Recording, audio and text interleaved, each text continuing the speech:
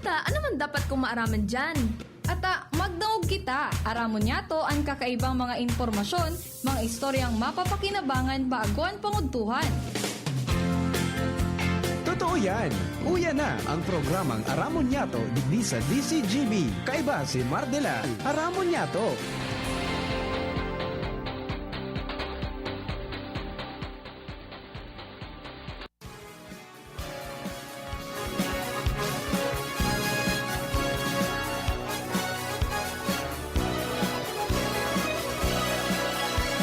Kabayan, dapat mong malaman na kailangan mong maintindihan ang usapan na may kinalaman sa iyong kapaligiran.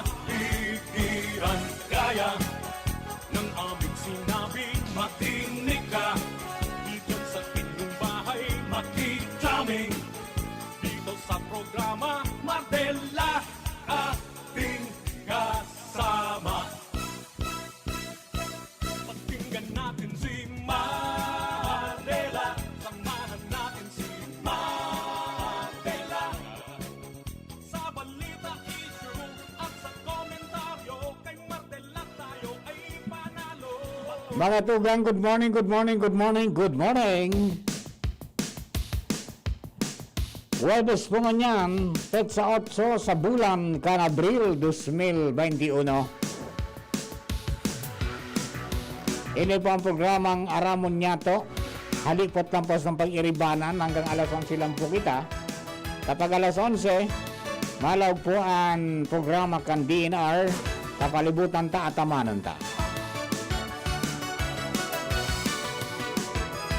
Ako po sa ng lingkod, Mardela, daing iba, salit sana. Pero tiyan. Good morning po sa mga taga-Bagong Happy birthday sa mga birthday celebrators. Many returns of the day, more life, prosperity, and happiness. And siyempre sa mga nag-anniversary, happy anniversary po. Sa mga ikinakasal, best wishes. And happy landing. Technical side kasabay nato si Ronald Baldo, mantangyaon man sa DCGB Social Media Department, ito yung IT. Si Richard Astor, on assignment, sina Bunjing at saka si Arvin, duman sa Museo de Legazpi. Mientras na sa Production Assistance Center, yung po dyan, mga tugang, ang samuyang kaganda ng South, Angel Mustaza. Kami po kapos pinapapan sa sarang magmang patara-tara sa kada membro kang pamilya. Sana po ariglado ka mo. Basing nanay medyo hard life, padagos mag-irarit na nakatimas na pang naipo sa aldaw. Sana di ka mong pinagmamati na naman nakakulugan sa hawak, kapalpakan sa yutak, asin kagutuman sa tulak. Ha? Okay mga tugang, iringat po kita tabi. Dahil pa kita bibutasan kan COVID. Ngunya na aldaw. Dahil panaluwas so post kang Department of Health, ano. Pero igwa na pong post mga tugang si May Rosal na igwang 7 sa siyudad ng Legazpi. 7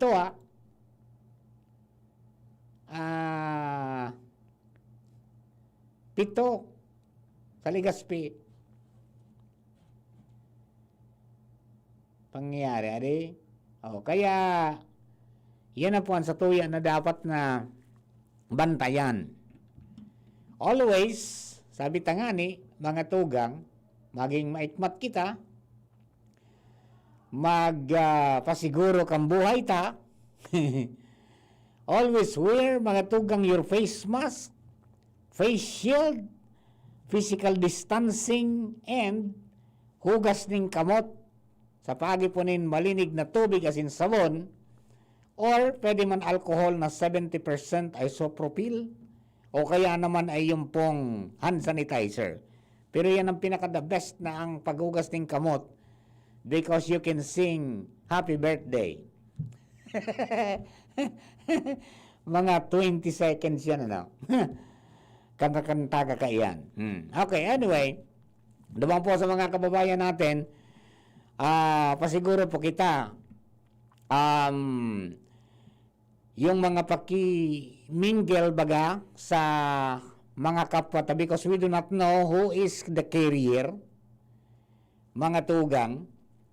So yan, medyo limitaran ta, disiplina lang yan eh.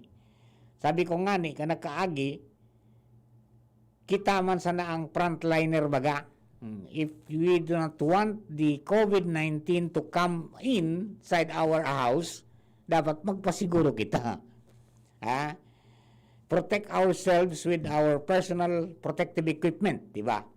Yung pinaka-basic, nasabi kang mga health experts natin, para dahi ka malaogan kan droplets, mga tugang, sa mga portals o entry, point of entry sa lawas mo, sining kang ngimot asing kang dungo, wear your face mask properly.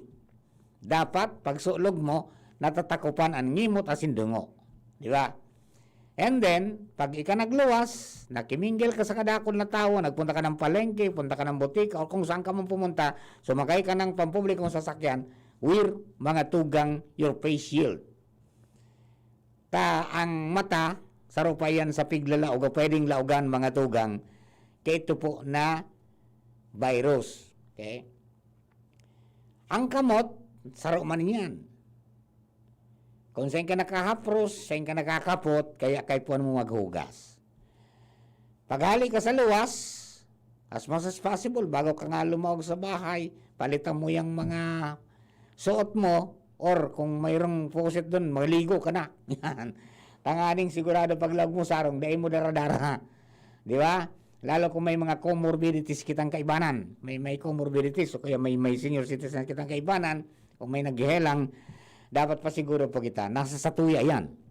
Because we cannot rely much, mga tugang, on COVID-19 vaccine dahil day pa eh. Haloy pa, bago kitang mga ordinaryong namamanuan, matawan ka yan, because nasa, ano pa lang eh, nasa mga health workers and then senior citizens, mayroon na nagkakapira. Wala pa yung sa ano, ang sunod dyan yung mga essentials, and then saka na follow yung mga general public, di ba? So medyo malayo pa yan, kaya ang kaipuan ta, magprotir kita kang buhay ta. If we love our family, sabi nga ni Kayan, if we love our family, magpasiguro po kita, because ngunyan ang orolakitan, pamilya na. Naramdaman na yung nakaaging istorya ni Mayor Rosal, yung nagpositive sa Albay, o yun, pamilya, 5. Di ba? So, yan. Ikaw, Angel, mahilig ka ba kumain sa labas?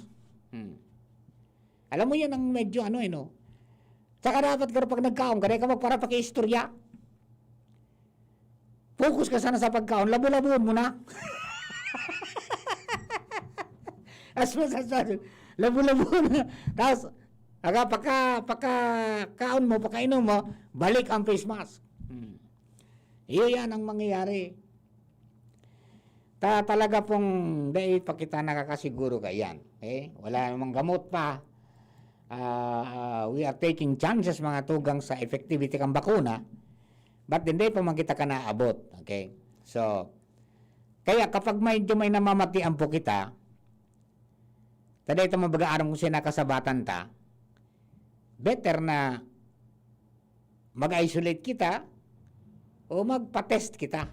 Kaya lang, magkano nga bang test? Mahal, ano eh. Not everybody can afford. Di ba?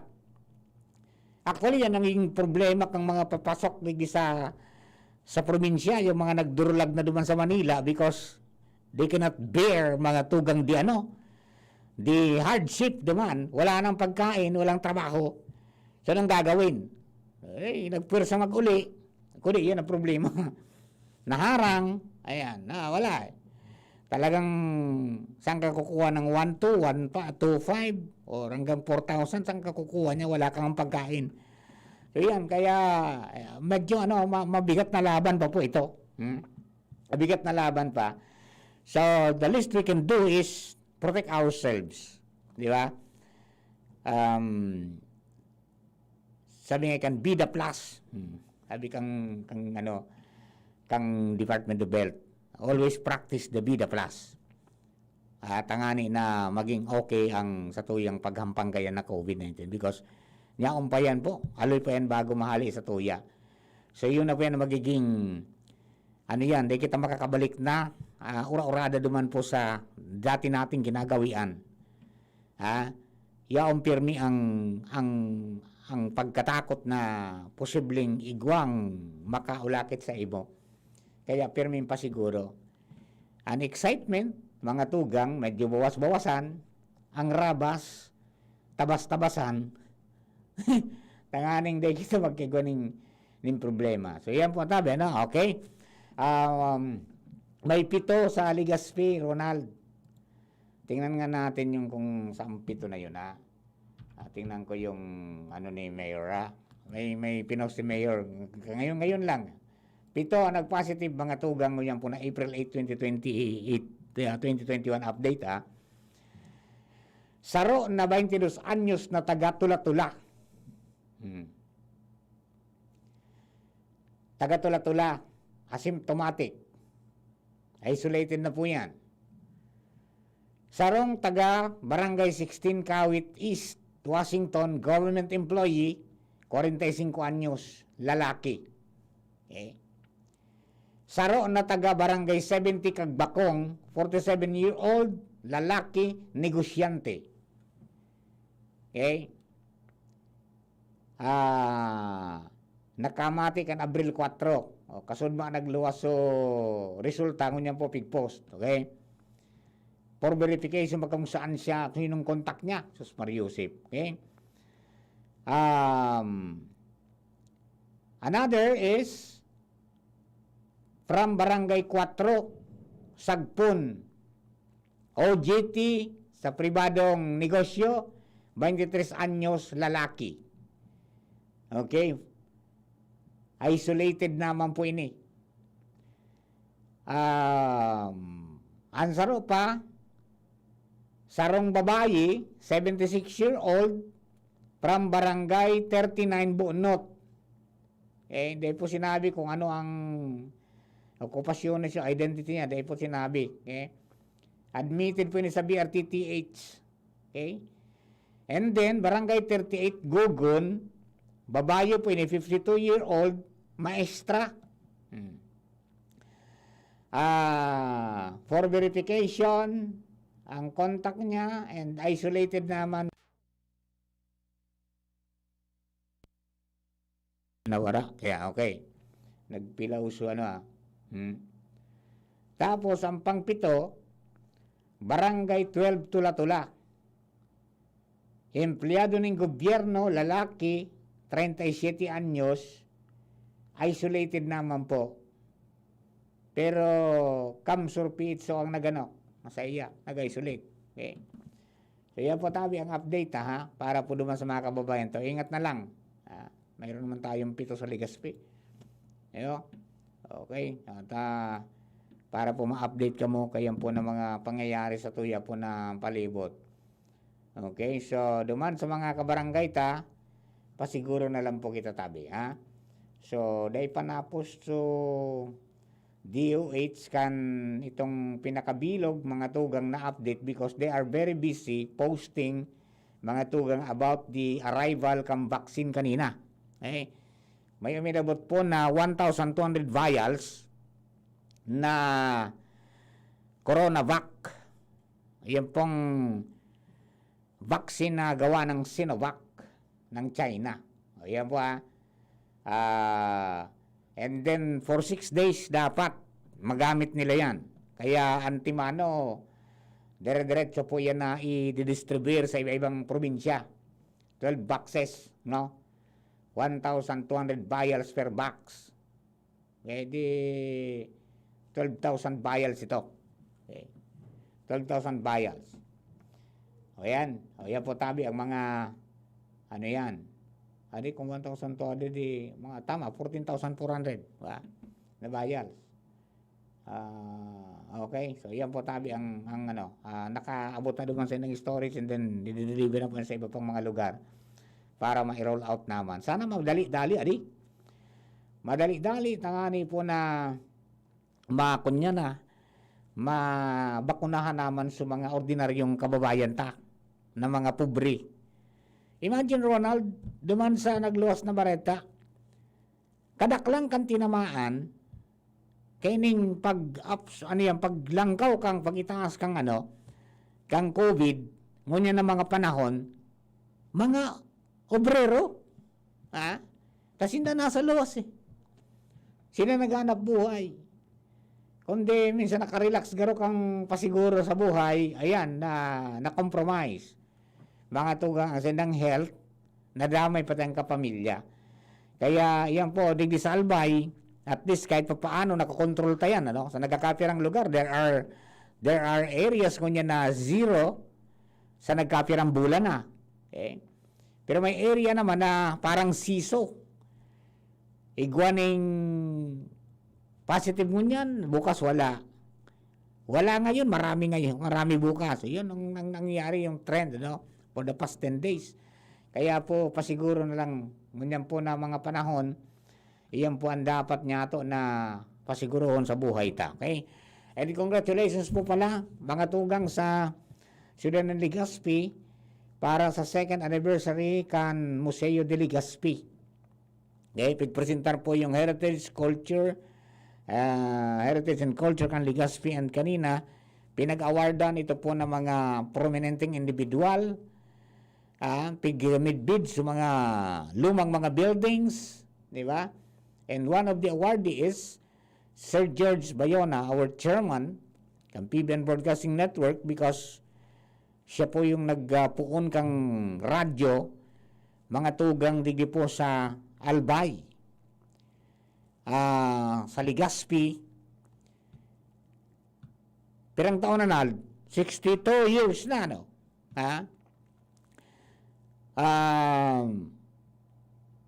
di pa ako buhay. Di ba? And I'm very glad na nakaibanan ako sa Pioneer Radio. Di ba? Imagine yung ingenuity, mga dugang niya, ni Sir George. In order for our Albayanos, kababayans, makakonektar sa Manila, makaaram ka mga nangyayari duman, guminibo ng pagi si Sir George, di ba? Because may aram sa electronics, ginibuan ng pagi the first cable radio in the Philippines, di ba? Di pa usang cable television, may cable na dito, di ba? Yan yung kinawag ng Radyo Balagong, because from the station, may wire na pasiring sa harong nindo, igusa ng bilikana on and off. Madanangog mo naman sa broadcast. And nakaabot yan hanggang sa tabako, And nagdakula hanggang sa umabot sa punto na nagbibo na kitong may transmitter na si Sir George. Yun na si GB. And then nagduman sa Dait, nagduman sa Sorsogon. Yan yung mga prime na pinaka-primerong mga estasyones ta. And then kanagdakula na, may mga FM stations na kita hanggang nagkaigwa nga ng television. Ngunyan, nasa social media naman kita. Di ba? So, yun yung evolution kang kang broadcasting po sa tuya. Salamat, Sir George, sa imo po na pagpunyagi na maikonektar kita. Because before daw, data aram kung anong nangyayari. Di, kakito na kunya kita, nakakonektar. Pagkatapos, saro pa sa naging objeto is to bring the government closer to the people. Inviting mga tugang, government employees, government officials sa estasyon, mag-discuss ng mga problema nila, mga programa nila, at least nakakonekta sa tao. And then every time na may emergencies, may disaster, mga tugang, our people go out. Sabi ni Sir George, para mag-antabay dyan, and then during the height, o kaya matapos ang rapado kang bagyo, manauning tinapay. Kasi yun, nung pagtabang na, yun na pa nakadakula hanggang sa ngunyan. And that was adopted, mga tugang, by the leaders kang PBN, Broadcast DCGB, kasi pa ka mga empleyado. So nauna po yan sa Samuya. Kaya every time na may mga emergencies, we usually go out of the house. Iba yan, so kapamilya ta, napasiring kita dito serve, di ba? Pero yan ang saro man na, yung bayaan mo dapat trained mo na kung ano dapat kikibuhon. So So yun ang mga pangyayari. Kaya salamatan po sa pag-recognize sa DCGB, diyan po sa Esparsos na maging parte po kita kang pagtalubukan Ligaspi. Yan, naging pinag-reconnoisseur na parte kan pagtalubukan Ligaspi, pag-uswag kan Ligaspi, yan pong radio broadcast system na pinagpunan po ni Sir George sa Balagon sa nagpunan na ngunyan transmitter na and mga satellites na. Yan. Okay, o paano? Mga tugang, parang na po ako may mga habulon pa si Ronald. And then, maya-maya, abangan po nindoan mga amiga ta from DNR sa inda pong programa na boses, kapalibutan ta at amanon ta. Okay? Dito ka, boss, ha? Ingat po kamo, tabi. Mga tugang, COVID is a dangerous thing. Love your life. Stay safe. Stay at home. Ito po si Mardela. Bye-bye. Thank you and God bless. Lahat tayo may mga mahal sa buhay. Pero hindi dapat mahal ang magmahal. Kaya huwag mahihiyang magtanong.